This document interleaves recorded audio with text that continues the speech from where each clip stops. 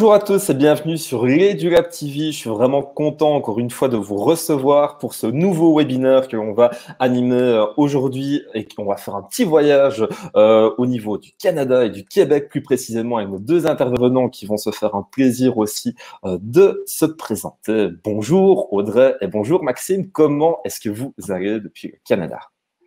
Bon matin Laurent, ça va super bien.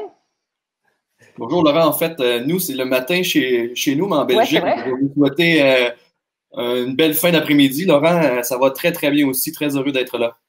Ok, super content aussi de vous avoir, hein, c'est vraiment un honneur. Alors, j'aime aussi souvent à dire en petite blague que quand vous prenez le déjeuner, nous, on n'est pas très loin en fait de l'apéritif et donc on se succède un petit peu comme ça. Ça, c'était un petit peu pour l'info drôle. Alors, comme ça, vous allez aussi le savoir avec le sondage que j'ai posé à nos participants, hein. On a pour le moment 87% des personnes qui sont à ce webinaire qui proviennent de Belgique. Donc, c'est-à-dire que la grande majorité sont des Belges. Alors ensuite, juste derrière, on a également des Français. On a une dizaine de pourcents qui nous suivent depuis la France. Alors, il y a également une personne qui nous suit d'un autre pays d'Europe et une personne qui nous suit aussi d'un autre pays d'Amérique du Sud. Donc, ça veut dire que là, on est fort centré chez nous, mais qu'il y a également des personnes qui proviennent d'autres endroits. Alors, si on leur a posé la question aussi que c'est École Branchée, c'est parce que vous allez évidemment présenter ce beau média qu'il est. Alors pour le moment, il y a 9% de personnes qui sont abonnées à votre magazine, hein. Donc ça, il faut le savoir. On leur dit un grand merci. On a également 9% de participants qui sont abonnés à vos réseaux sociaux, quels qu'ils soient. Alors il y a aussi 19% qui ont déjà été sur votre site internet. Il y a 10% qui ont déjà entendu parler de vous, mais qui n'ont pas encore consulté aucun contenu que ce soit. Et il y a une grande majorité de personnes, 60% qui ne vous connaissent pas du tout. Et je pense que ça va vraiment être une chouette occasion de pouvoir présenter de un, vos chouettes projets et de deux, votre réalité. Et avant de vous laisser la parole hein, très très vite, je tiens à préciser que ça, c'est une présentation justement ici de votre univers hein, pédagogique, de votre intégration aussi du numérique, mais pas que, et que c'est une des représentations, une des réalités, mais qu'il pourrait y avoir aussi beaucoup d'autres explications. Donc, on se réjouit vraiment de vous écouter. Je vous laisse la parole, cher intervenant, pour présenter votre projet. Merci tellement. C'est tellement un plaisir d'être avec vous. Mon dernier passage en Belgique remonte au mois de novembre. C'est triste dans la situation actuelle de ne pas savoir quand sera la prochaine et on sait que Laurent devait venir nous visiter au mois d'avril. Donc, c'est partie remise, c'est certain. Donc, aujourd'hui, c'est une consolation, disons, de pouvoir être avec vous par les voies du webinaire, la magie du webinaire. Donc, en deux parties ce matin, cet après-midi, aujourd'hui, en deux parties, on va vous parler un peu de l'école branchée, ce qu'on fait, et aussi du système éducatif québécois. Vous pourrez nous poser vos questions s'il y a lieu, ça va nous faire plaisir, mais pour comprendre un petit peu le chemin qu'on a parcouru jusqu'à présent pour en arriver à la situation qu'on a en ce moment au niveau du numérique dans les écoles. Donc, on a un petit support visuel pour suivre. Donc, je vais, oui, tout simplement. Je nous présente avant de commencer, avant d'aller plus loin. Donc, je m'appelle Audrey Miller. Moi, je suis directrice et aussi éditrice des publications de l'École branchée. Ça fait depuis 1999 que je fais partie de cette équipe-là. Donc, ça fait quand même un certain bout de temps. Et j'ai, depuis quelques années, le bonheur de travailler avec Maxime. Maxime, je te laisse dire deux mots, si tu veux, sur toi. Oui, absolument. Je vous souhaite un bon après-midi à tout le monde. Maxime Laflamme, conseiller pédagogique, chargé de projet et rédacteur en chef des guides pédagogiques Scoop. Tout ça aussi dans la magnifique équipe de l'école branchée.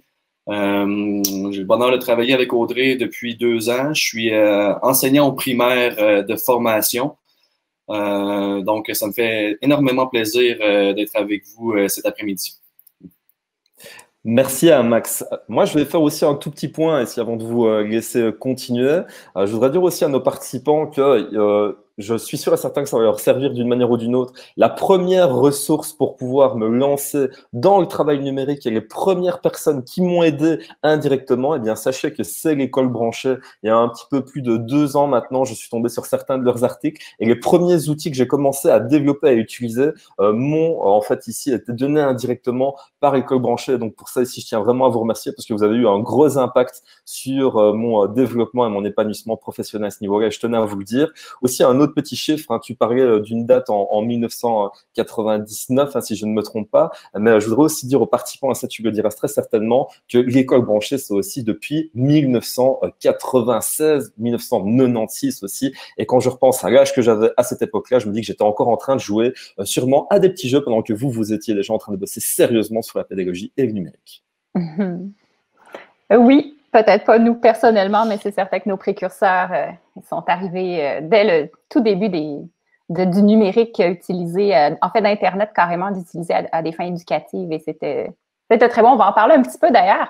Ça m'amène à me lancer dans le vif du sujet. Alors, qui on est l'école branchée? Donc, malgré notre nom, nous ne sommes pas une école. Parfois, les gens nous confondent et nous demandent les modalités d'admission. Donc, il n'y en a pas. À la base, nous sommes un média, donc un média sans but lucratif.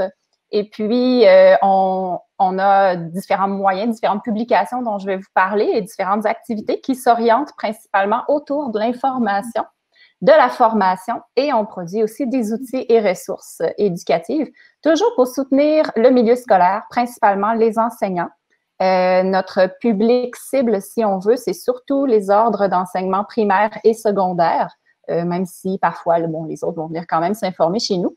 Et si on a à définir sur quels angles on va se concentrer principalement, bien, il y en a 3. Donc, le développement professionnel des enseignants, la compétence numérique, le développement en fait de la compétence numérique autant chez les enseignants que chez les apprenants, et l'éducation aux médias, qui est quelque chose d'extrêmement important, particulièrement ces temps-ci. Je prends le temps de vous présenter un peu plus en détail chacun des 3 volets. Je vais commencer avec celui d'information, parce que comme Laurent le disait, c'est vraiment celui qui a fondé l'aventure, qui a lancé l'aventure de l'école branchée en 1996. À l'époque, ça s'appelait l'Infobourg. Donc, peut-être qu'il y en a qui ont déjà entendu ce terme-là, et ça a été créé vraiment par des enseignants qui voulaient recueillir un peu toute l'information, tous les développements qui se faisaient au niveau du numérique en éducation. Et à l'époque, ben, c'était facile de le faire parce que c'était assez, ça commençait, donc il y avait des nouvelles initiatives qui arrivaient ici et là, mais plus ça va, plus c'est très difficile parce que là, ça a vraiment explosé, mais on a quand même continué à faire cette curation d'informations-là et à tenir ce rôle de diffuseur dans le milieu scolaire. On est présent sur tous les réseaux sociaux, bien sûr, et sur notre site web principalement écolebranchée.com. Je commence d'ailleurs avec ce volet-là de ce qu'on fait, c'est le plus important, je dirais. Donc, c'est de l'actualité quotidienne qu'on publie en ligne. On va couvrir des témoignages, des retours d'expérience, faire circuler les nouveautés de l'écosystème éducatif, des EdTech, etc., pour que les enseignants puissent s'inspirer, puissent savoir ce qui se passe de nouveau, puissent trouver des nouvelles idées. Tous les jours, donc vous pouvez venir nous voir ou nous suivre soit sur Facebook, sur Twitter, sur Instagram ou sur LinkedIn si vous préférez. On a 2 sections qui sont moins connues dans notre site et qui méritent un peu d'attention. C'est nos rendez-vous pédagogiques.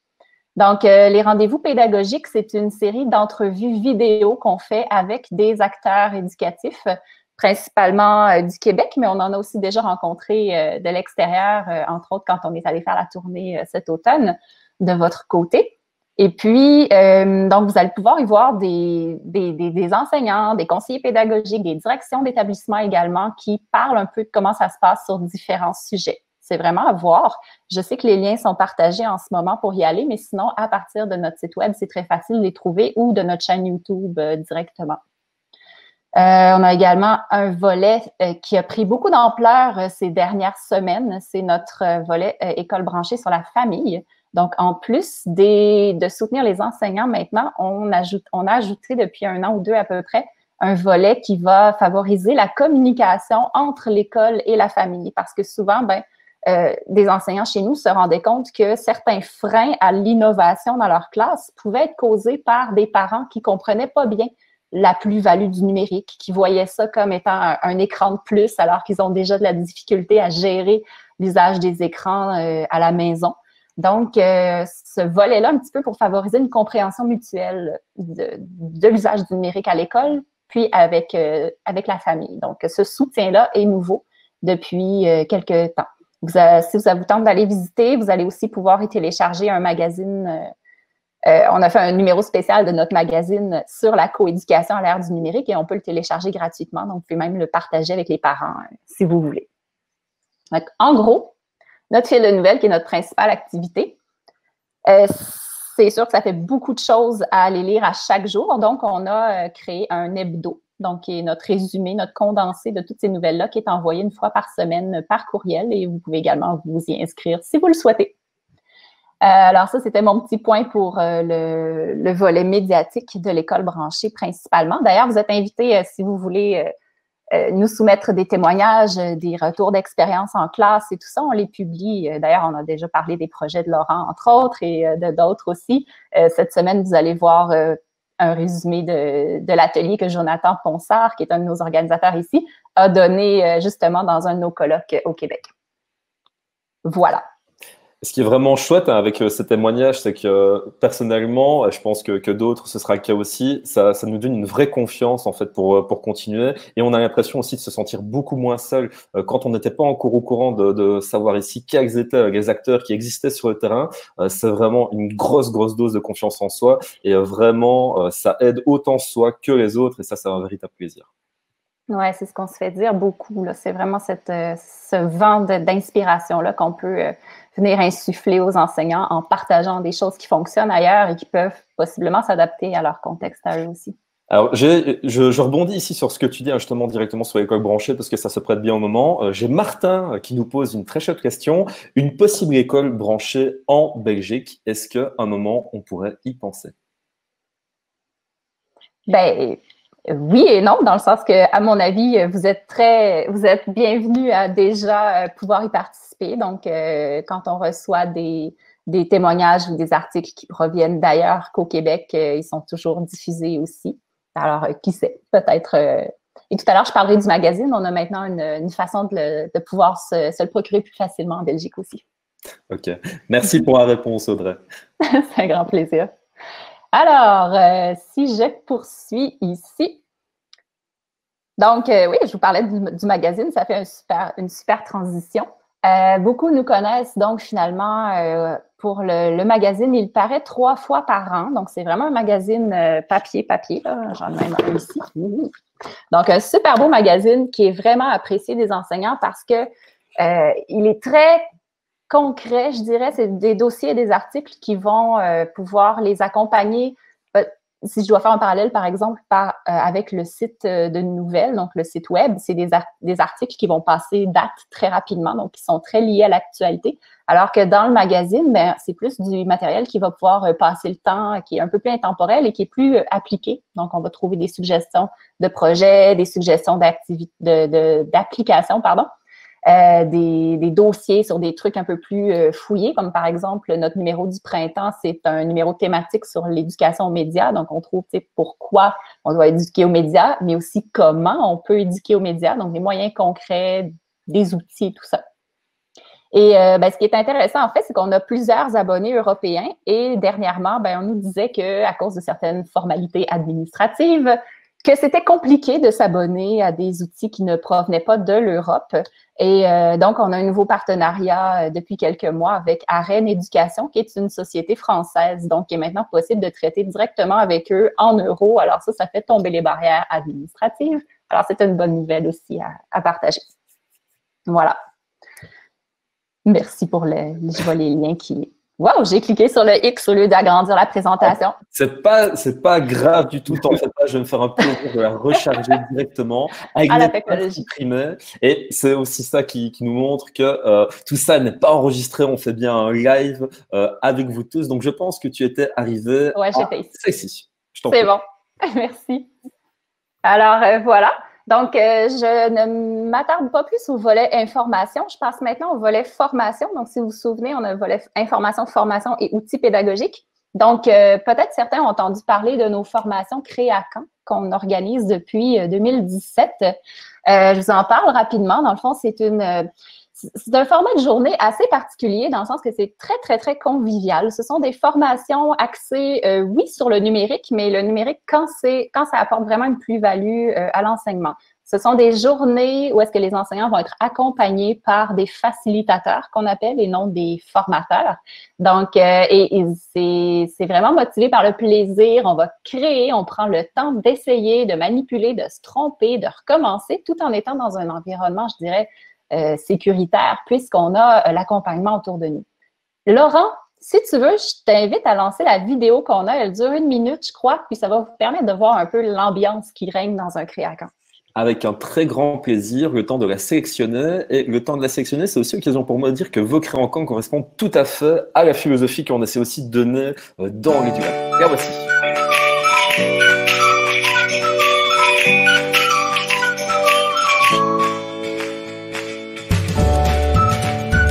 Quel est ton mot pour décrire ta journée au créacamp? Innovant, engageant, intéressant. Motivant. Similaire.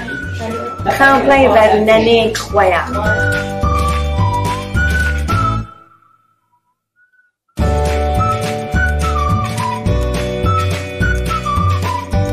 C'est quoi ton coup de cœur au terme de la journée dans ta perspective de facilitatrice? Je me suis nourrie énormément. Je pense que c'est moi qui est plus gagnante qu'eux autres aujourd'hui parce que je repars avec une grosse banque d'idées. D'avoir des discussions avec des enseignants engagés, c'est que ça donne le goût de voir des élèves engagés avec ces tâches-là.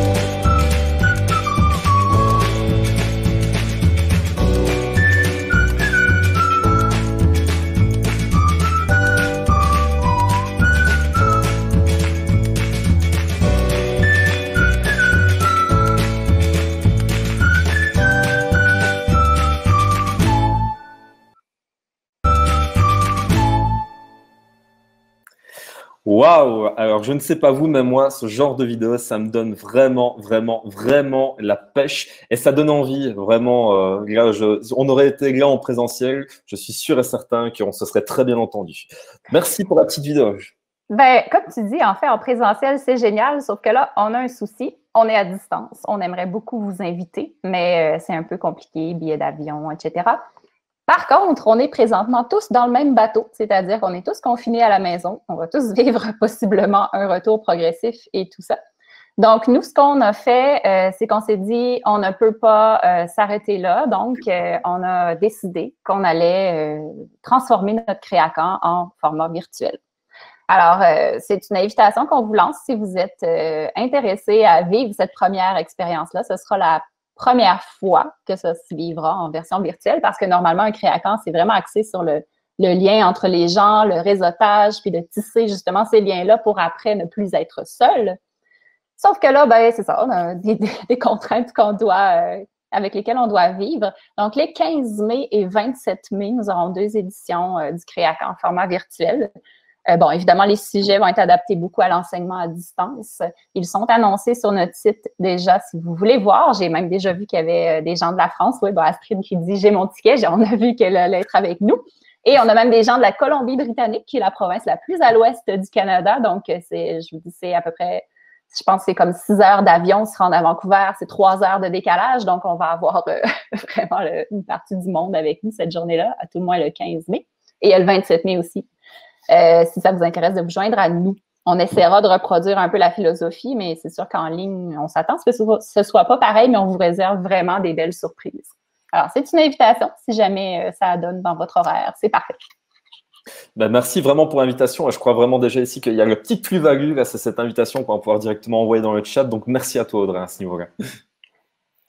Génial. Puis c'est ça, dans le fond, le Créacan, c'est vraiment une formation qui va rassembler à la fois les enseignants, les directions d'établissement, les conseillers pédagogiques, qui soient du secteur primaire, secondaire, du secteur privé, public. C'est vraiment une force que le Créacan a de rassembler. Puis, ben, on en est très fiers. C'est pas nous, à l'école branchée, qui animons ces formations-là, qui facilitons nécessairement ces formations-là, sauf Maxime, entre autres, qui d'habitude agit comme facilitateur, mais c'est qu'on va chercher vraiment les experts dans notre réseau pour répondre aux besoins des établissements. Donc, nous, on agit un peu comme facilitateur dans tout ça.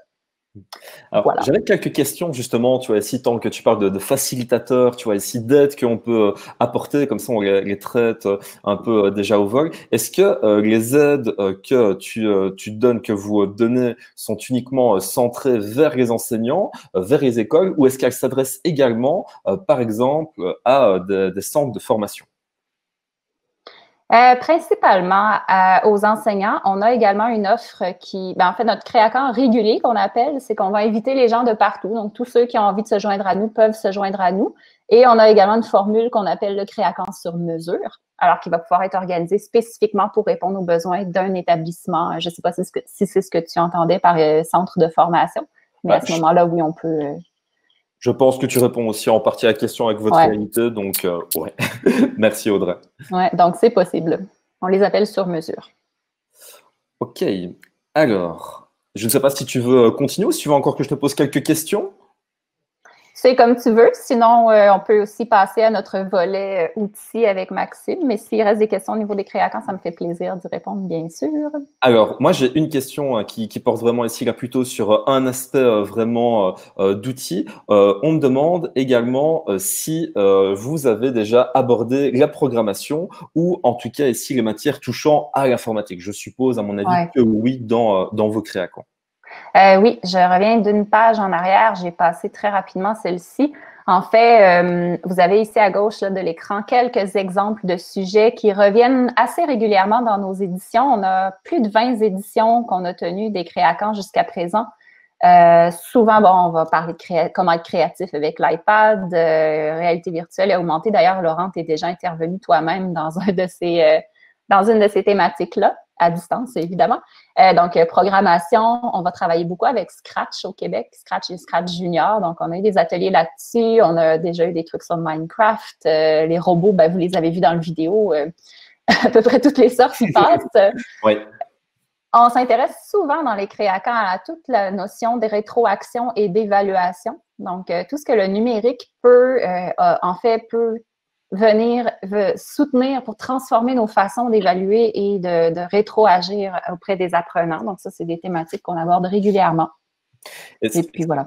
Et ce qui est vraiment bien, c'est que, comme tu viens de le dire, vous n'êtes pas juste des technocrates qui font que parler fonctionnalité, mais vous accordez ici une grande importance à la pédagogie. Et ça, c'est vraiment un truc qui est semblable par rapport à ici. Il y a Jérôme qui nous pose aussi encore une question et après, on pourra peut-être aussi demander à Maxime qui nous présente ces chouettes choses. Alors, pour vous, quelles sont les avancées numériques qui sont utilisées régulièrement en classe au Québec et qui pourraient être manquantes chez nous? Alors, je ne sais pas si tu as pu facilement comparer la situation par rapport à chez nous, mais en tout cas, chez vous, c'est quoi les principales avancées numériques que vous utilisez vraiment facilement et au quotidien? Je ne peux pas dire que je peux comparer exactement parce que c'est certain que j'ai visité quelques écoles en Belgique, mais c'était quelques écoles justement probablement triées sur le volet du fait qu'elles étaient bien outillées au niveau numérique, mais c'est certain que, je vais vous en parler tout à l'heure dans la deuxième partie de la présentation, tous les plans de développement au niveau du numérique en éducation qu'on a vécu ces dernières années ont fait en sorte que nos classes sont relativement bien équipées de façon minimale, c'est-à-dire que chaque classe du Québec possède un tableau interactif au minimum.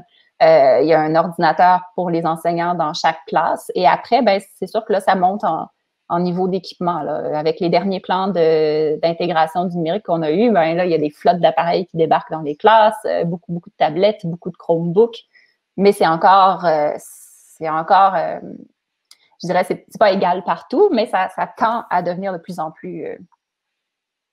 mieux en mieux équipé. Mais par rapport à vous, je connais pas nécessairement les actions qui ont été mises dernièrement en place pour soutenir tout ça, mais je sais qu'il y a l'appel à projet d'école numérique et tout ça. Voilà. Ok, merci à Audrey. Ok, alors pour les questions, je vous propose ici qu'on continue aussi un petit peu la présentation à nos deux super intervenants. Ne vous tracassez pas, on va essayer de répondre un maximum à ces interrogations également dans le chat. Donc, patience et merci en tout cas pour tous les échanges que vous nous donnez. Je vous en prie, je vous relaisse la parole, très cher intervenant. Bien, en fait, je crois qu'on est rendu, c'est moi qui arrête de parler un peu. Puis je laisse la parole à Maxime pour vous parler de son bébé, son projet. Bien oui. Ben, comme Audrey, tu viens de mentionner, je le considère vraiment comme mon petit bébé depuis 2 ans à l'école branchée. On parle ici des guides pédagogiques Scoop. Scoop, c'est quoi?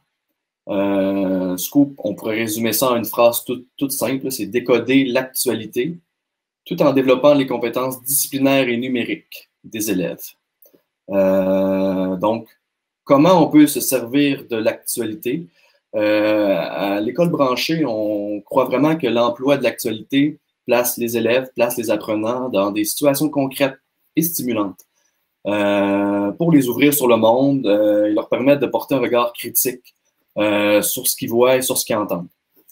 On sert aussi de l'actualité, bien sûr, dans l'enseignement.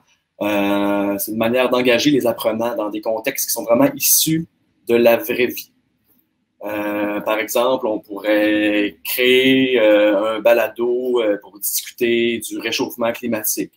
On pourrait réaliser une infographie qui relate les bonnes pratiques d'hygiène en temps de pandémie. Donc, on est vraiment en pédagogie active. On place les élèves, les apprenants au centre des apprentissages pour faire réaliser des apprentissages qui sont justement durables dans le temps. Ils permettent de vivre, bien sûr, des situations qui sont authentiques. On peut changer de... Est-ce que c'est moi qui change de diapo? Alors, si tu veux, je peux ici le passer pour toi, il n'y a aucun problème. Les 2 diapos, j'aimerais vous présenter... Tu veux que je mette la petite je vais vous présenter en fait une classe de 5e année du primaire qui vit Scoop au quotidien. Est-ce que tu voulais ici que je partage peut-être ta vidéo Scoop maintenant ou bien est-ce que tu veux que je le fasse? Oui, c'est exactement ça. Je suis en train d'introduire la vidéo. Donc, une classe de 5e année au primaire où je suis allé avec l'enseignante faire une animation en lien avec en tant qu'enseignant au primaire, sur les ouragans. Donc, vous allez me voir à l'œuvre. Voilà, pendant 1 minute par chrono. On s'en reparle ensuite. Ok. Et ce qui est super intéressant, tu vois, on en avait discuté, c'est ce projet, je l'ai fait d'une autre manière ici en Belgique, comme quoi, même avec les distances, les grands esprits s'en rencontrent toujours. Je lance tout de suite la vidéo, on en rediscute après, ça va? Trouver que l'actualité est un contexte favorable pour engager mes élèves. Aujourd'hui, je me rends compte à quel point ça permet d'éveiller les jeunes à l'éducation aux médias. En utilisant l'actualité en classe, des fois, ça nous amène des bonnes surprises ou des moins bonnes surprises lorsqu'on est moins bien préparé. Ça arrive vite. Des fois, on n'a pas toujours le temps de se plonger le nez dans tout ce qui est article, de vulgariser tout ça. Le matériel Scoop, il y a quelqu'un pour moi qui débroussaille tout ça, qui ramène l'information qui est pertinente, qui rend ça attrayant pour les enfants. Les guides pédagogiques Scoop offrent une démarche simple et flexible aux enseignants pour développer les compétences disciplinaires et numériques des élèves du primaire et du secondaire. On pique une curiosité avec le guide pédagogique Scoop, on rend ça attrayant, puis l'élève devient curieux, puis l'élève va par lui-même vers l'information, sans trop d'efforts de la part du prof. L'utilisation des guides s'adapte à votre réalité et vous permet d'atteindre vos intentions pédagogiques.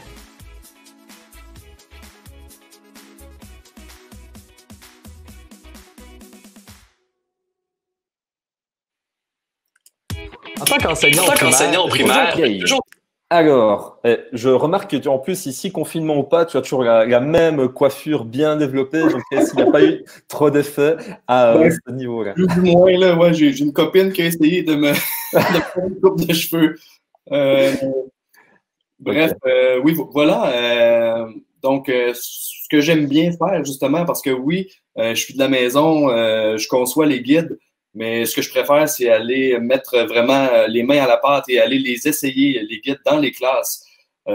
Puis, des profs du primaire, du secondaire qui m'ouvrent leurs portes, justement, pour aller tester avec eux ce que je conçois à la maison. Puis, ça me fait un grand plaisir d'aller voir. Je suis en train de lire le commentaire. Quelle coiffe de ouf! Merci.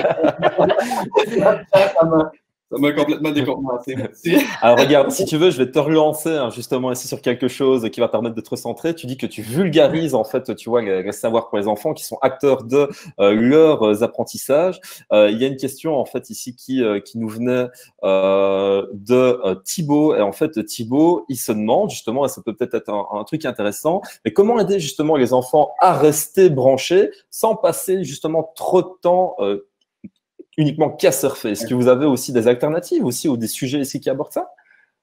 Ben, en fait, c'est vraiment le cœur de Scoop, je crois, c'est de créer justement des situations authentiques d'apprentissage. Donc oui, on va se rendre sur le web, mais avec une intention pédagogique derrière. Donc, ce que je vous propose, c'est réellement un guide pour le parent ou pour l'enseignant, une démarche à suivre justement pour amener son enfant, pour amener l'élève dans une démarche de pédagogie active où il aura justement à créer, à collaborer, à communiquer, à produire, tout ça grâce au numérique. Donc, on n'est pas en surf sur le web, mais on est toujours en action concrète, justement de développement de compétences, soit disciplinaires, numériques, et en plus, on est en éducation aux médias. Ok, merci, c'est gentil. Est-ce que tu veux aussi continuer ta présentation et que je te repose encore quelques questions après, peut-être? Absolument, ça me fera plaisir. Ok, donc, un petit résumé là, de concrètement, qu'est-ce que sont les guides Scoop? Scoop, ce sont présentement plus de 650 guides qui sont archivés sur notre plateforme. Donc, au écolebranchée.com/guide-pédagogique, vous aurez accès à l'ensemble des guides qui sont catégorisés, classés par domaine d'apprentissage, par niveau scolaire également ou par mots-clés, par thématique également. Donc, c'est 60 nouveaux guides par année. On a beaucoup d'abonnements à travers la francophonie. Puis quand tu t'abonnes à Scoop, tu t'es assuré de recevoir 60 guides authentiques tous les ans. Une partie que j'aime particulièrement dans Scoop, ben, c'est la portion de vulgarisation de l'information. Donc, on a la partie qui se nomme Scoop Express, qui s'adresse directement à l'apprenant. Donc, j'écris pour me faire comprendre dans le langage des élèves, des apprenants, des enfants de 9 à 16 ans. Donc, c'est le public cible, on va le dire comme ça. Puis, il y a toujours un petit défi aussi à réaliser dans cette partie-là, Scoop Express, qui est fait de façon autonome par l'élève. Puis, il y a la partie Scoop enseignant, où là, on a vraiment les suggestions d'activités. On vous suit pas à pas dans la conception, dans la réalisation de 3 activités qui amènent l'enfant à développer ses compétences disciplinaires, numériques, tout en faisant de l'éducation aux médias. L'éducation aux médias, on en parle beaucoup depuis le début de la présentation. Audrey aussi nous en a glissé un mot. Donc, comment Scoop, justement, amène à faire de l'éducation aux médias? Ben, premièrement, je mets en place des contextes, justement, pour que les élèves puissent se forger une opinion. Je mets en place, justement, des contextes, des façons de débattre, des façons, justement, de bien écouter l'autre, de réfuter aussi les discussions. Il y a plusieurs contextes aussi qui sont là pour savoir bien questionner les élèves. Donc, l'enseignant, exemple, à l'aide d'un outil numérique, un de mes outils coup de cœur, c'est Mentimeter, que vous connaissez peut-être, mentimeter.com, qui permet à l'enseignant, justement, de questionner ses élèves, de les faire réagir sur une discussion assez rapidement et de voir tout ça en temps réel sur son tableau numérique interactif.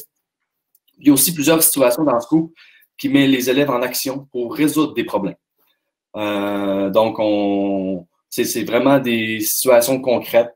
Je donne l'exemple de, bon, on est en temps de pandémie, donc j'ai une série de guides, un dossier spécial sur la COVID-19 qui amène l'élève à réfléchir puis à se mettre en action justement pour trouver des solutions. Ouais.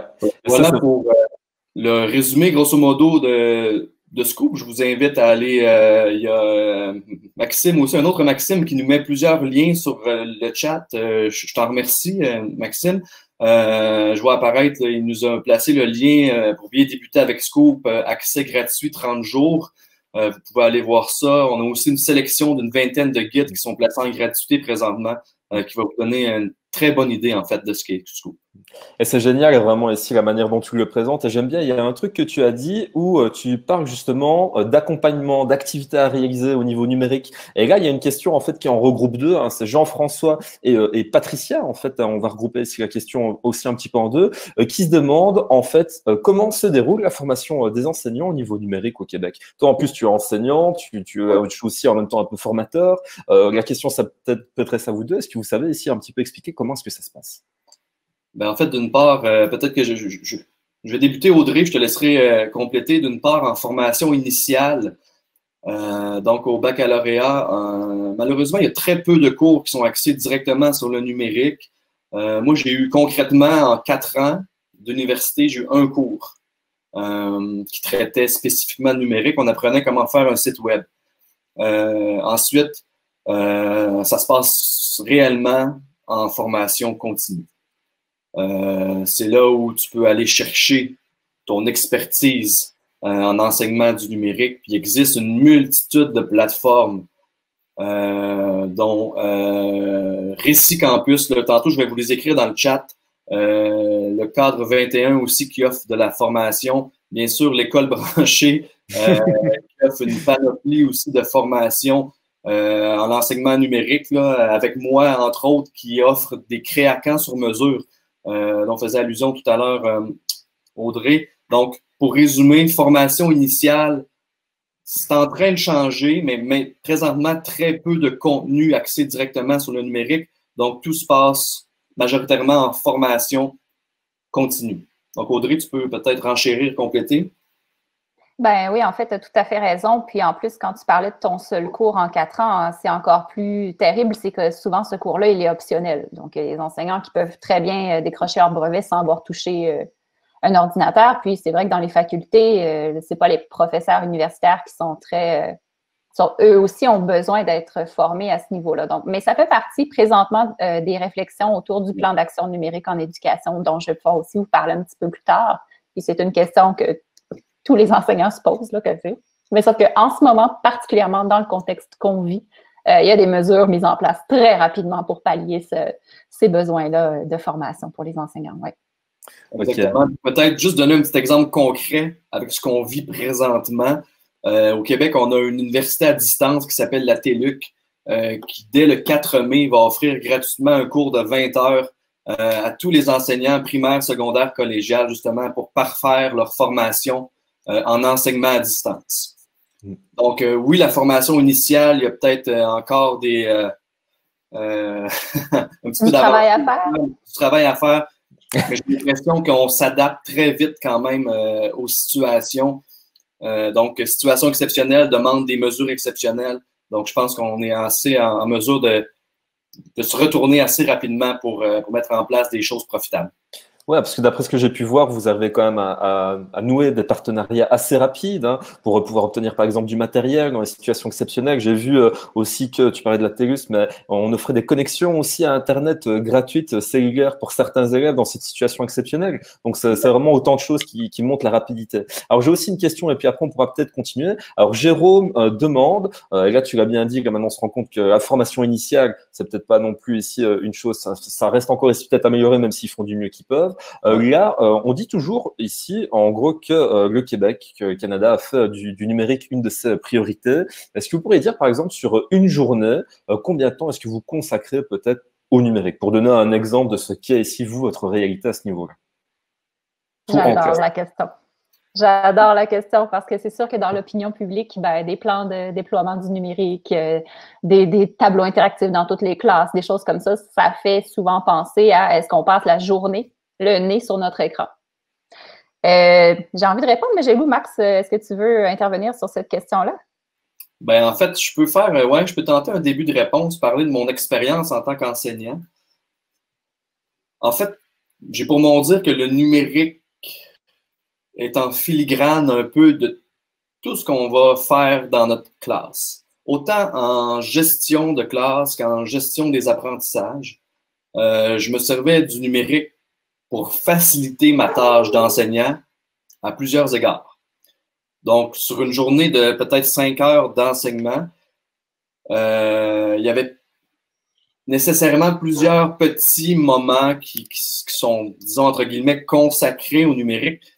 Mais moi, j'ai plus l'impression, puis je pense qu'il y a de plus en plus d'enseignants qui prennent cette direction-là, justement, d'intégrer le numérique un peu dans l'ensemble des tâches, autant des tâches de gestion que d'apprentissage.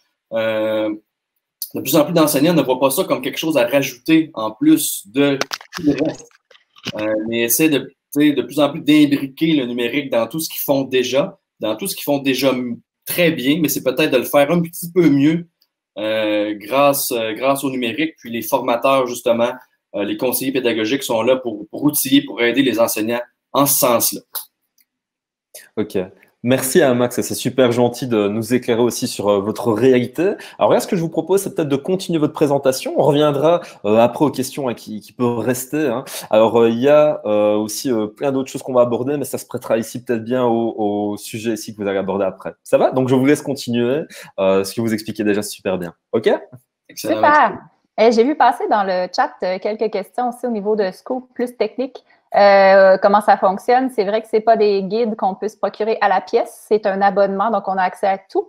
Et effectivement, pour activer l'essai gratuit, ça dit dans le fond qu'il faut s'abonner, mais ça ne coûte rien au départ, vous n'êtes pas chargé, c'est simplement pour débloquer l'accès. Puis après la période d'essai, on va vous envoyer un courriel si ça vous intéresse de vous abonner ou non, mais c'est pas d'obligation, bien sûr. Voilà. Donc, la deuxième partie de notre présentation aujourd'hui, on l'a un peu entamée en discutant avec vous un petit peu de comment ça fonctionne ici, mais je vais y aller de façon un peu plus… je vais dresser un portrait global un petit peu de notre contexte en ce moment et je commence en faisant un brin d'histoire. Donc, pour comprendre la réalité actuelle, c'est bon de voir d'où on vient. Donc, voici une petite ligne du temps très amusante. Je crois d'ailleurs, Laurent, que tu avais préparé un petit trivia, un petit quiz. Ouais, c'est ça. Exactement. Pendant ici que tu vas faire tes super explications, je vais lancer un petit sondage auquel vous pouvez participer. C'est un peu un fun fact, comme on parle un petit peu de messagerie, des moteurs de recherche. Donc là, si je vous demande simplement, à votre avis, combien de requêtes sont fait chaque seconde sur Google, même actuellement. Donc voilà, votez et à la fin de la petite présentation sur cette partie, je rebondis sur la réponse. On fait comme ça, Audrey? Excellent. Donc, j'ai mis des années clés, si on veut, de grandes technologies qui étaient d'abord destinées au grand public et qui finalement se sont bien implantées dans le milieu scolaire, en tout cas chez nous. Donc, de 1972, le courriel qui est apparu, qui a permis la communication asynchrone, ça fait quand même très longtemps. L'ordinateur portable, 1984, donc commençait à permettre l'apprentissage qu'on dit mobile. Alors, on n'est plus obligé d'être à un poste fixe nécessairement. Malgré que les TBI, TNI soient déferlés, si on veut, dans nos classes assez récemment, ça fait quand même depuis 1991 qu'ils existent. Je ne sais pas si vous avez à peu près mon âge, mais en 1996, j'avais mon compte ICQ. Donc, c'était les premières messageries instantanées. Donc, on passait nos soirées plutôt que de passer 3 heures au téléphone, c'était 3 heures de chat. Et là, nos parents criaient après nous parce que la ligne téléphonique était occupée pour être branchée à Internet. Bref, c'était super. Et 1997, le Wi-Fi qui a commencé à se déployer.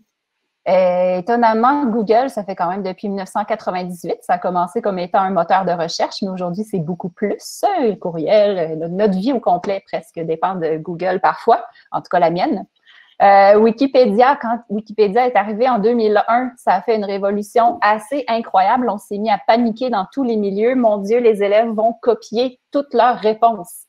Oui, à problème donné, il faut trouver une solution. Donc, on en parle tout à l'heure. Et puis, Facebook, YouTube, Twitter, après, ça s'est mis à déferler. Au départ, on bloquait tout, probablement autant chez vous que chez nous. Tout était bloqué dans les commissions scolaires. Les écoles ne pouvaient accéder à ces services, alors qu'aujourd'hui, c'est pas rare de voir des groupes de parents, des groupes d'enseignants sur Facebook.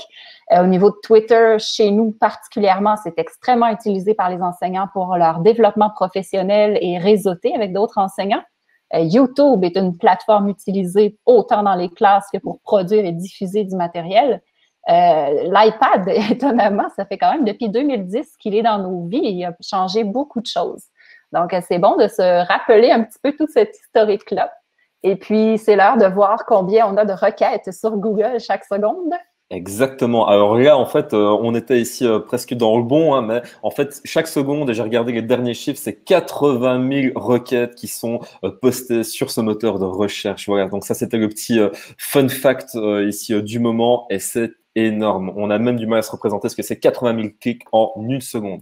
Alors, moi, j'ai pas de difficulté du tout. J'ai un petit garçon de 4 ans, c'est presque autant que lui.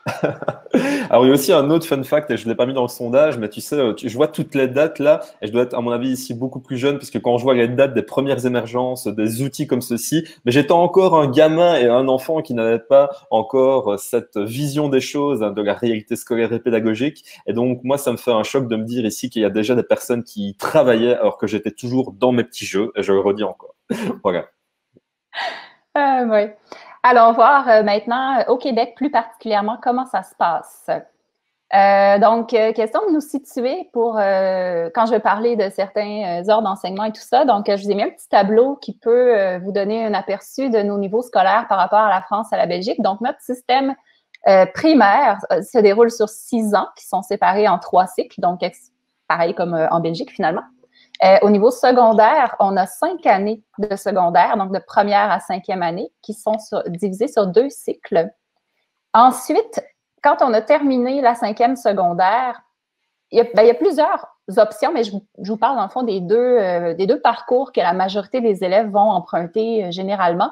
Donc, après la fin du secondaire, on s'en va soit en formation professionnelle, donc qui va nous donner un métier, ou encore à ce qu'on appelle le cégep ici, qui est un 2 ou 3 ans. Si on fait un 3 ans, on appelle ça un DEC, donc un diplôme d'études collégiales qui va être généralement qualifiant. Et donc, on va pouvoir sortir et aller travailler dans un métier ou une profession. Puis, beaucoup aussi vont prendre 2 années qu'on appelle pré-universitaires. Donc, ils préparent à l'entrée à l'université avec des cours un peu plus généraux en sciences sociales ou en sciences pures, que ça s'appelait dans notre temps. Donc, je pense que ça a changé de nom, mais en fait. Et ensuite, bon, l'université. Comment? Ben, tu parles des sciences de la nature, finalement. Sciences de la nature, oui, c'est ça, ouais. Exactement. Donc, les chimie physique et ces choses-là. Ouais. Donc, en gros, ça ressemble à ça. Et puis, notre système est organisé un peu comme ceci. On a 2 grands réseaux, donc le réseau public et le réseau privé. Le réseau public va accueillir 1,2 million d'élèves environ. Donc, 90% de nos élèves sont dans le réseau public. À l'intérieur du réseau public, on a quand même 2 je vais dire sous-réseaux, si on veut, là. Donc, on a les programmes réguliers, mais il y a aussi certains programmes à sélection. On pense, par exemple, au sport-études. Alors là, ça prend quand même un niveau de sélection, même si ça reste le réseau public. Au niveau privé, on a des écoles qui sont subventionnées par le ministère de l'Éducation. On a également des écoles qui ne sont pas subventionnées. On aurait aussi environ 2000 élèves sur le 1,2 million environ qui font l'école à la maison. Bon, ces temps-ci, c'est beaucoup plus, mais c'est par la force des choses.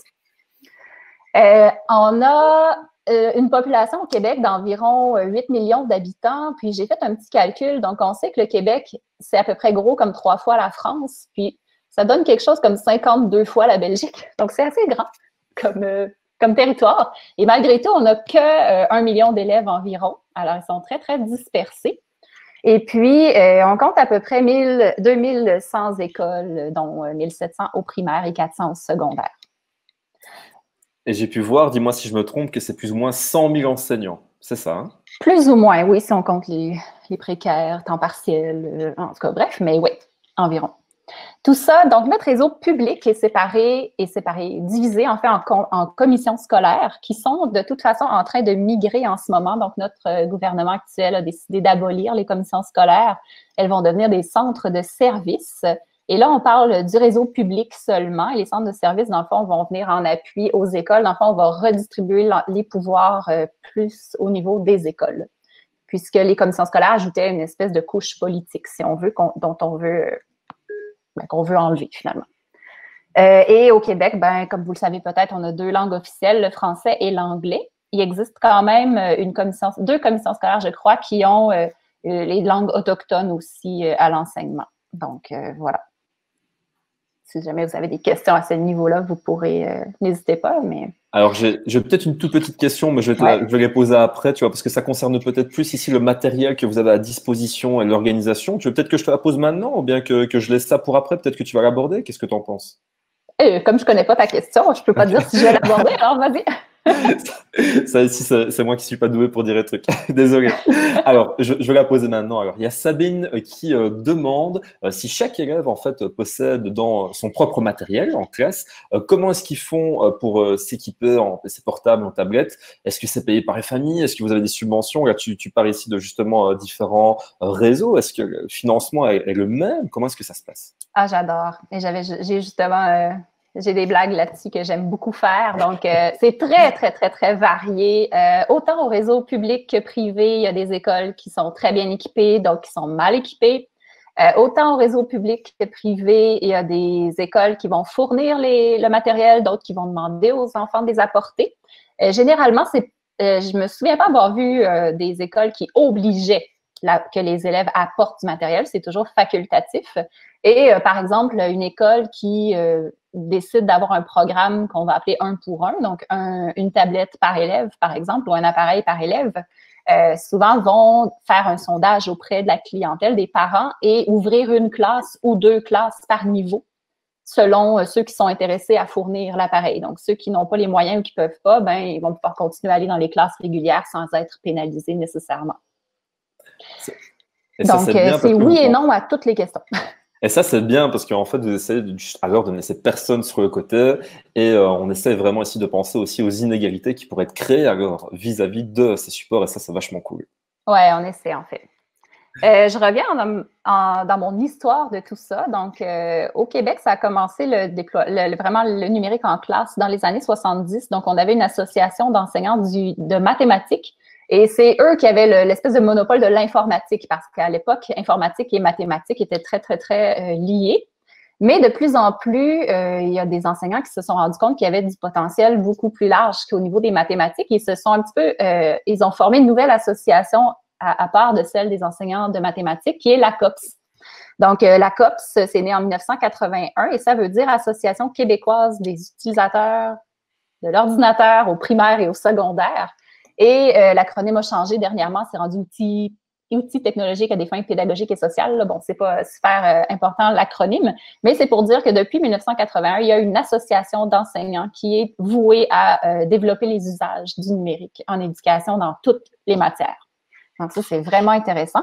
Et grâce à eux, ben, il y a eu beaucoup d'influence au niveau politique, entre autres. Les gouvernements étaient un peu poussés à bouger pour favoriser cet équipement-là. Je vous les présente rapidement. Là. Donc, le premier plan de développement de notre ministère de l'Éducation en 1983, il a été annoncé comme devant 1000 personnes, comme quoi ça allait être la révolution, tout ça. Mais finalement, ce qui est arrivé, c'est qu'ils ont déployé dans les écoles des ordinateurs qui étaient déjà désuets. Donc, sitôt arrivé, sitôt inutilisable. Alors, ça a été un peu un flop, mais quand même, c'est une première volonté, donc il faut la reconnaître quand même. Ensuite de ça, dans les années 90, ah oui, j'ai mis une petite image d'autobus pour vous raconter une anecdote.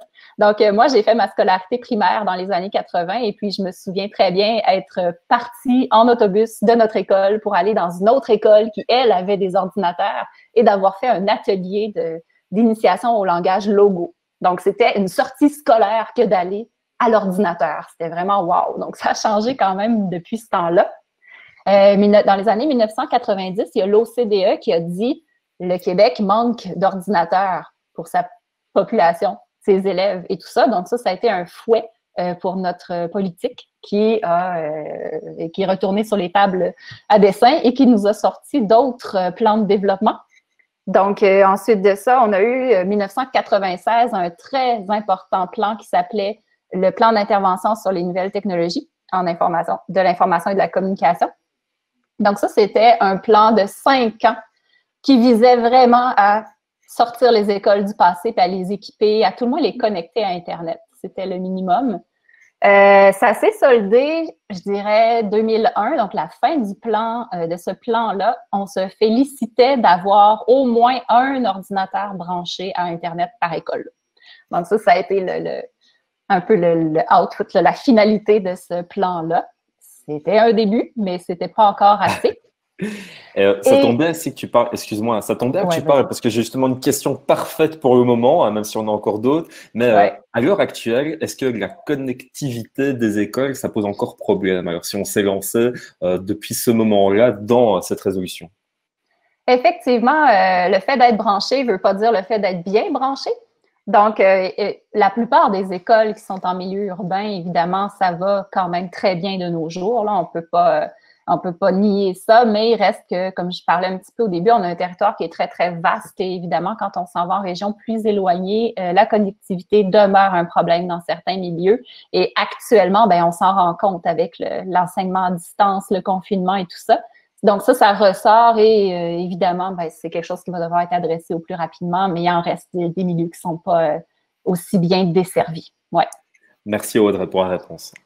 J'ai connu des enseignants même qui apportaient leur propre connexion sur leur téléphone cellulaire justement pour pouvoir utiliser Internet en classe parce que ça allait beaucoup mieux que le réseau de l'école. Donc, il faut être très créatif. Du côté des années 2000, on a, nous, eu un renouveau pédagogique, donc un nouveau programme de formation complètement de l'École québécoise, donc un nouveau curriculum qui a été lancé à ce moment-là et il axait beaucoup sur le développement des compétences. Ce qui a amené de grands questionnements, de grands bouleversements dans les façons d'enseigner parce que ça changeait beaucoup notre rapport aux connaissances. Donc, les connaissances n'étaient plus la finalité des enseignements, mais bien plus le apprendre à apprendre. Donc, avoir la compétence d'aller mobiliser ses ressources pour créer ses connaissances, les intégrer au mieux. Et puis, on est encore sous ce régime pédagogique-là qui est toujours pas, disons, qui a dû régresser à plusieurs endroits dus à la pression populaire. Donc, entre autres, on modifiait la façon de noter les élèves, mais on est revenu au bulletin chiffré parce qu'il y avait trop de pression. En tout cas, bref, c'est un grand bouleversement qu'on vit à ce niveau-là. Et tout à l'heure, je disais que Wikipédia est arrivé en 2001 à peu près. Mais cette fameuse modification du rapport aux connaissances, ça touche beaucoup le numérique parce que en ayant un appareil dans les mains, maintenant, les élèves ont la réponse à peu près toutes leurs questions qu'on appelle googlables. Les questions googlables, c'est les questions auxquelles on peut trouver la réponse en 3 secondes et demie sur Google. Et on fait une distinction avec les questions non googlables. Ce sont des questions qui vont plus valider une compréhension globale et générale d'un enjeu et non se répondre par oui ou non ou par une date ou par quelque chose comme ça.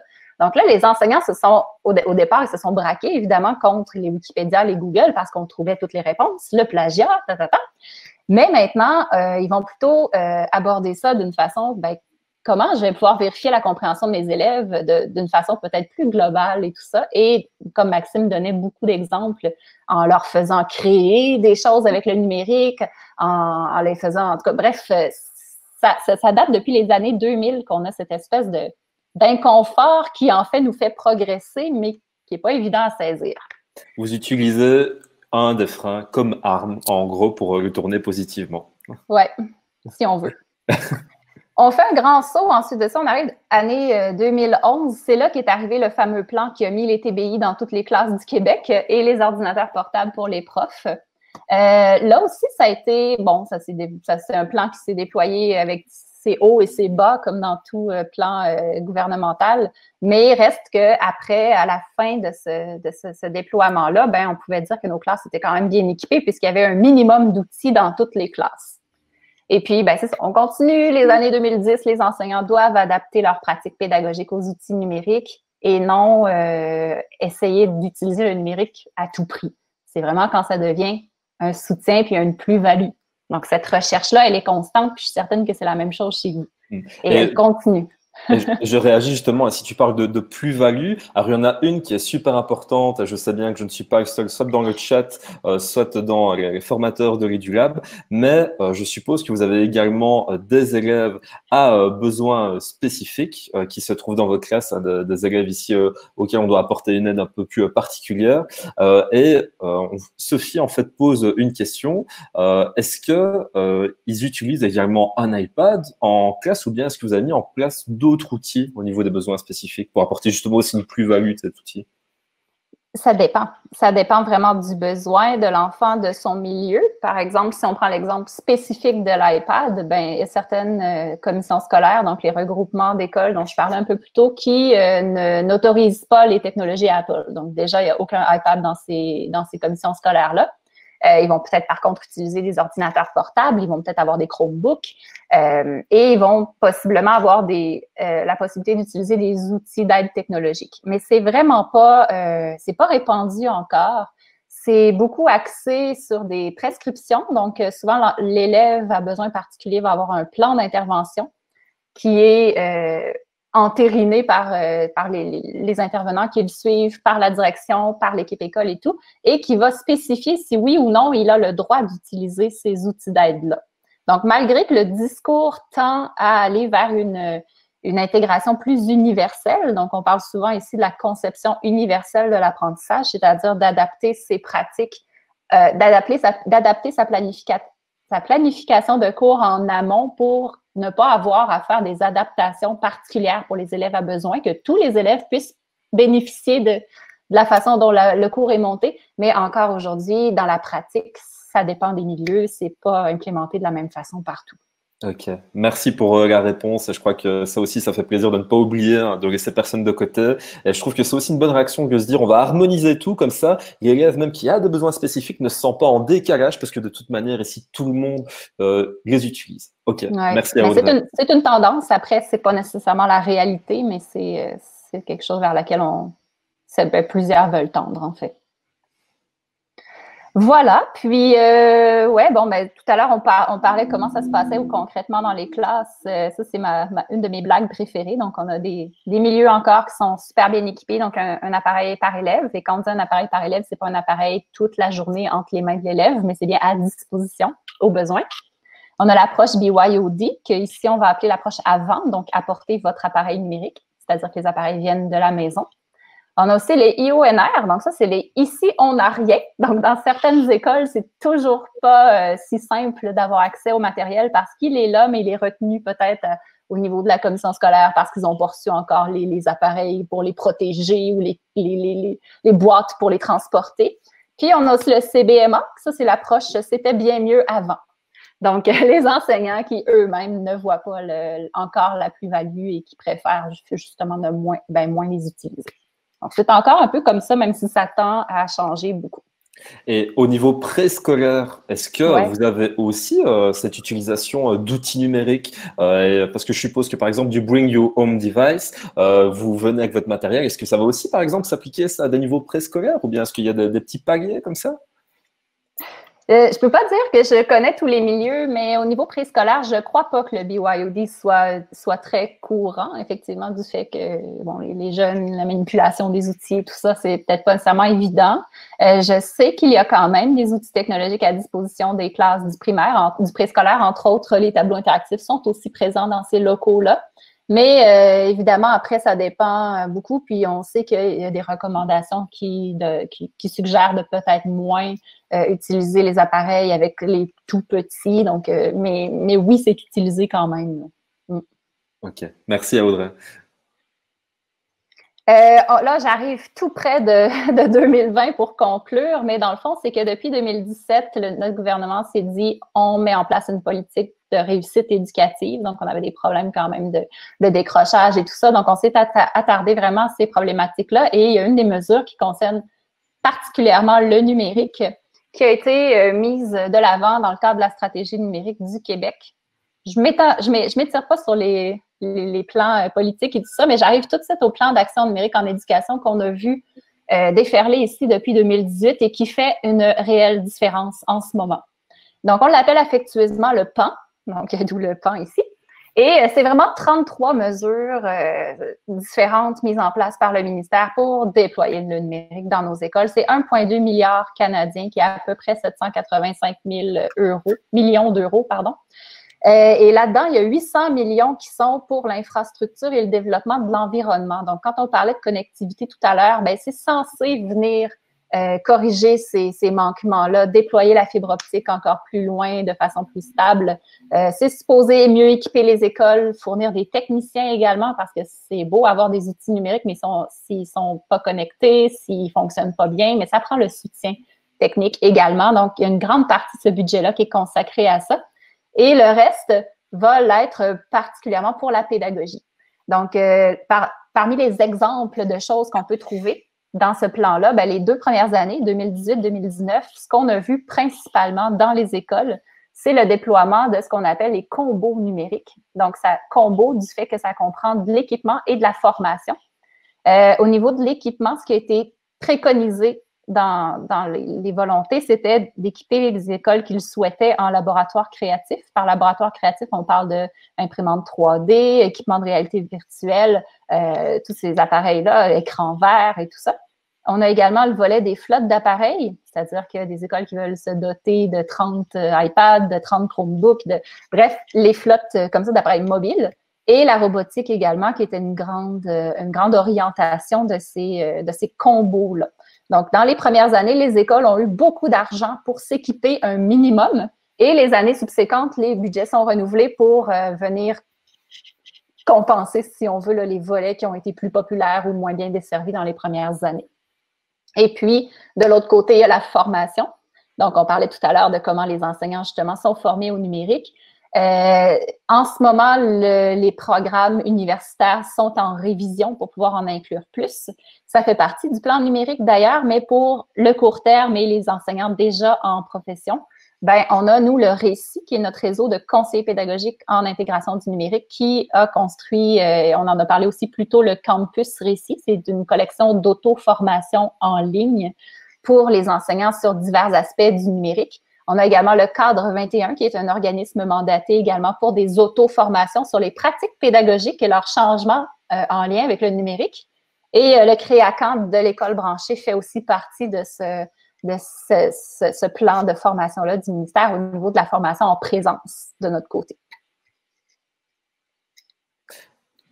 Alors, ce que je te propose, c'est de laisser finir ta présentation et puis après, je reprendrai toutes les questions qui restent à la fin pour vous les poser au vol. Ça va comme ça ici, je te laisse bien finir à ton aise et on réenchaînera avec toutes les questions après. J'avais peur que ça arrive, mais je savais qu'en arrivant à la partie où Maxime doit parler, qui reste comme 3 secondes et demie, mais Max, c'est à toi. Oui, mais je vais faire ça très, très rapidement. En fait, pour guider les actions des enseignants puis des apprenants, dans l'intégration du numérique, le gouvernement du Québec a mis en place un cadre de référence de la compétence numérique. On parle ici d'une seule compétence numérique parce qu'elle vient s'ajouter dans un autre cadre de référence qui est celui des compétences professionnelles des enseignants. Donc, les enseignants au Québec ont 12 compétences à développer, à travailler, dont la compétence numérique que vous voyez présentement à l'écran. Cette compétence-là est aussi valable pour les élèves. Donc, c'est une compétence qui est divisée en 12 grandes dimensions. Ces dimensions-là sont un ensemble d'aptitudes relatives à une utilisation qui est confiante, créative, critique du numérique, pour atteindre des objectifs qui sont liés à l'apprentissage, mais aussi au travail, au loisir, à l'inclusion dans la société. Donc voilà, puis tout à l'heure, quand je vous parlais de mes guides pédagogiques Scoop, chacun des guides vient tirer profit d'une ou de plusieurs de ces dimensions pour développer la compétence numérique. Donc, je ne vais pas m'éterniser là-dessus, on change de diapo. Voilà. Merci, Max. Dans le fond, je vais conclure un peu là-dessus. C'était pour, sans vouloir détailler les 33 mesures de notre super plan d'action numérique, dans le fond, dans ce qui s'en vient, donc je vous ai parlé combos numérique, formation, déploiement de matériel, ça c'est vraiment en cours et ça va très bien. Et on attend pour la fin de ces 5 années-là, parce que c'est un plan sur 5 ans. Donc, on s'attend à voir apparaître une plateforme nationale de ressources pédagogiques numériques. Donc, une espèce de catalogue en ligne auquel les enseignants vont pouvoir se référer pour trouver des ressources pour les soutenir. Ensuite de ça, on s'attend à ce que l'évaluation soit réformée un peu pour intégrer des outils numériques. Donc, de l'évaluation numérique ici, c'est un dossier extrêmement chaud, je dirais. c'est quelque chose qui était impossible à concevoir il y a encore quelques années. Donc, le ministère se justement penche là-dessus en ce moment. On s'attend à voir la mise en place d'un dossier unifié de l'élève, c'est-à-dire qu'il pourrait le suivre s'il change d'établissement, quand il change d'ordre d'enseignement et tout ça, pour avoir un peu une vue d'ensemble de sa scolarité. Et puis, on travaille actuellement, probablement encore plus activement ces temps-ci, au déploiement de la formation à distance au primaire et au secondaire. Donc ici, la formation à distance est bien implantée au niveau supérieur, mais au primaire et secondaire, c'était très, très, très marginal, voire interdit. Donc, en ce moment, c'est en train d'être vraiment révisé en profondeur, ces choses-là. Donc, ça fait partie de ce fameux plan numérique. Puis sinon, c'est ça, j'avais prévu vous parler des défis, mais on est quand même assez loin dans notre temps, donc on peut peut-être passer plus aux questions puis à la discussion, tout simplement. Là, ça va être agréable pour terminer. Ok, merci à Audrey. Alors, j'ai une première question qui va aussi pouvoir s'adresser à Max. Justement, on parlait ici beaucoup d'outils. Alors, ici, il y a une préoccupation, en tout cas au niveau de l'utilité des tableaux interactifs. Et Laurent elle nous demande également votre avis sur le succès du tableau interactif, sa plus-value chez vous. Une de mes questions préférées. Oui. Donc, moi, personnellement, j'ai été très active dans ce déploiement-là ici, puisque j'ai été formatrice à l'époque, 2005 à 2010 à peu près. J'ai été formatrice tableau interactif et j'ai dû visiter comme 200 écoles en 5 ans juste pour la formation.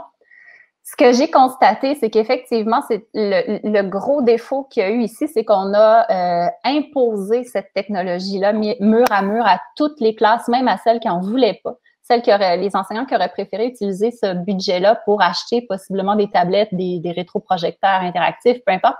Pas des j'ai dit rétroprojecteurs, des vidéoprojecteurs, pardon.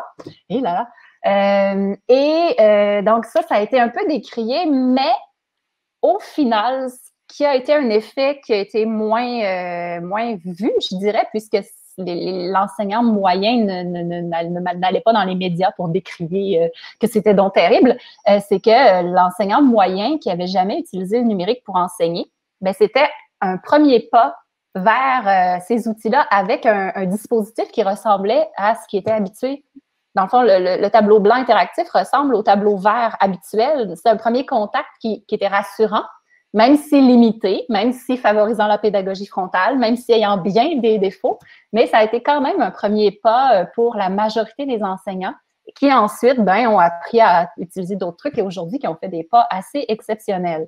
Donc, je dirais, c'est ça. Oui, c'était pas l'outil idéal, mais au final, à mon avis, c'est juste moi qui parle, mais son impact a été très, très positif. Max, de même que toi? Même avis? En fait, oui, j'ai été enseignant au primaire, puis je me servais du tableau interactif de deux façons. Veux pas clairement qu'un enseignant va s'en servir comme tableau vert ou noir, là.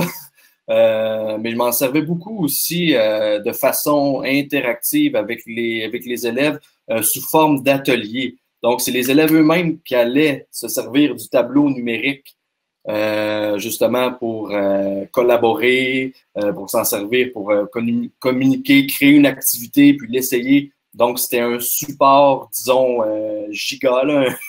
C'est comme un gros iPad pour mes élèves. Ils pouvaient travailler 4-5 dessus en même temps. Donc, quand je faisais mes ateliers, en fait, à tous les jours, je travaillais avec les petits au primaire. Donc, mon tableau numérique interactif servait toujours dans des ateliers d'écriture, de lecture, de mathématiques. Oui, je m'en servais comme ça. Ok. Alors, j'ai une question qui est aussi centrée un peu sur le primaire. Alors, ici, on utilise des plateformes en ligne pour communiquer avec les élèves. Est-ce que chez vous, on fait aussi pareil pour le primaire, comme avec des plateformes comme Teams de chez Microsoft, pour ne pas les citer? Et moi, j'aime beaucoup dans la question le « en temps normal ». Donc, on sous-entend que les temps ne sont pas normaux. Donc, en temps normal, peut-être, Maxime, tu auras un avis différent, mais au primaire, je ne crois pas que les outils de vidéoconférence soient tant utilisés entre les enseignants et leurs élèves. Par contre, ces temps-ci, oui. En tout cas, moi, personnellement, j'ai 3 enfants, j'en ai 2 d'âge scolaire, puis à chaque semaine, ils ont un temps, 1 heure avec leur enseignant et d'autres élèves de la classe. Et puis, ça se vit, dans notre cas ici, c'est sur Meet avec Google. Mais dans d'autres commissions scolaires, ça va être effectivement Teams. On a vu Zoom également. Mais effectivement, les outils à distance comme ça de visio sont peu utilisés en temps normal. Qu'est-ce qu'on voit, par exemple, c'est plutôt disons, des portfolios numériques ou des façons de communiquer avec les parents. Aussi, disons, à l'intérieur de plateformes telles que Seesaw, Classcraft, Google Classroom. C'est des plateformes qui sont beaucoup utilisées ici et qui permettent justement de communiquer et de garder des traces. Voilà. Ouais, c'est super important dans le contexte, ça c'est clair, je suis d'accord avec vous. Thierry me pose une question on sort peut-être un petit peu du cadre pédagogique, mais c'est important pour comprendre comment tout ça est possible. Comment est-ce qu'on vous soutient ou non financièrement et quelle est votre taille de manière générale à l'école branchée? On est une multinationale de 2 employés, Maxime et moi. Donc, mais par contre, on compte sur un réseau de collaborateurs et de pigistes, donc très, très vaste. Nous sommes donc sans but lucratif, mais nous nous autofinançons principalement, justement par les abonnements au magazine, par les coûts d'entrée au Créacan, par les abonnements au guide pédagogique Scoop. Et depuis le plan d'action numérique du ministère, on a effectivement un petit financement, mais je dirais que ça couvre même pas un salaire, là, donc c'est principalement autofinancé. Personne ne pourrait comprendre ce modèle d'affaires-là, c'est vraiment de la passion pure. Mais avec les passions, on peut vraiment ici arriver loin. C'est peut-être aussi la petite transition qui va nous permettre de clôturer. Alors, je sais bien qu'il y a encore énormément de questions. Alors, on essaiera de vous faire parvenir la suite des questions pour essayer d'y répondre. On va essayer de trouver une solution. On va essayer de faire du mieux qu'on peut. En tout cas, il y a vraiment déjà à vous dire merci pour toute cette interaction. Alors, je vais ici clôturer pour les participants qui sont encore là. On vient de vous envoyer un petit sondage dans la partie sondage qui nous permet de voir un petit peu ce que vous avez pensé. Alors, sachez, Audrey et Maxime, qu'après ce webinaire, pour le moment, on a 60% des personnes qui nous disent qu'ils veulent partir enseigner au Québec et au Canada. Il y a 38%, et c'est des réponses multiples, qui disent « je vais m'abonner à l'école branchée ». Alors, il y a également 25% de personnes qui disent qu'ils ont pris conscience qu'ils n'étaient pas tout seuls au niveau numérique, et ça, c'est aussi sûrement important. Alors, je vous avoue qu'il y a aussi une dizaine de pourcents qui disent « il fait trop froid, on va rester en Belgique et pas au Canada ». Alors, on a 30%, un peu plus, qui dit je vais rester en Belgique parce que j'ai envie de faire changer les choses. Moi, ça aussi, ça me plaît. Et puis, 20%, un petit peu plus, qui dit on est déçu de ne pas avoir pu discuter plus avec vous. On se rend bien compte qu'on avait ici un petit canevas à suivre, mais que les contacts sont établis et qu'on continuera par la suite à pouvoir se lancer encore ici dans d'autres partages. Alors, il y a pénurie d'enseignants au Québec. Hein. Venez, on vous attend. Merci. C'est un appel, hein, donc voilà, comme ça ici, ce sera aussi enregistré au replay. Alors, sachez également, ne partez pas tout de suite, hein, mais on a encore besoin de vous, hein, et puis on laissera aussi clôturer nos intervenants sur le petit mot de la fin. N'oubliez pas d'aller vous abonner sur notre chaîne YouTube qui grandit de jour en jour. Là, c'est actualisé, on a presque 600 abonnés et on va presque approcher les 10 000 vues pour un total qui va bientôt dépasser la 30aine de contenus déjà sur notre chaîne depuis un petit peu plus d'1 mois. Ça, c'est vraiment super bien. N'oubliez pas également d'aller compléter les fiches FSE qui nous permettent de pouvoir développer ce super travail avec toute l'équipe de l'EduLab, parce que là, moi, je suis devant vous à vous faire la présentation, mais il y a toute une équipe derrière qui rend ce webinaire possible et tous les contenus, et d'ailleurs, on les en remercie et c'est super important. Chers intervenants, je vous dis vraiment encore un grand merci d'avoir été là. Je sais bien que vous avez pris de votre temps. C'était vraiment super chouette d'animer ça avec vous. Ça avait vraiment une saveur particulière. Le petit mot de la fin, je vous laisse. Dites-moi. C'était un très, très beau moment pour nous aussi. Si vous voulez communiquer avec nous, ne vous gênez pas, vous pouvez passer par l'école branchée. Comme je vous disais, on est tellement une grande entreprise que ça va se rendre de toute façon à qui vous voulez parler, pas de problème. Puis on espère pouvoir vous jaser avec vous à nouveau bientôt, qui sait? Merci à Audrey. Max, dis-moi un petit peu. Oui, je suis tellement heureux. Ça m'a comblé ma matinée. J'espère que votre fin d'après-midi a été aussi comblée que la mienne. Je vous invite à poursuivre cette conversation-là. On peut se parler sur Twitter. Vous pouvez nous suivre. Je vais réécrire nos Twitter dans le chat. Sinon, nos adresses courriel respectives aussi seront inscrites dans le chat. Je vous remercie beaucoup. Bonne continuité. Surtout, restez bien sages à la maison. On en a encore pour un petit bout. Donc, soyez prudents. Prenez soin de vous. Merci.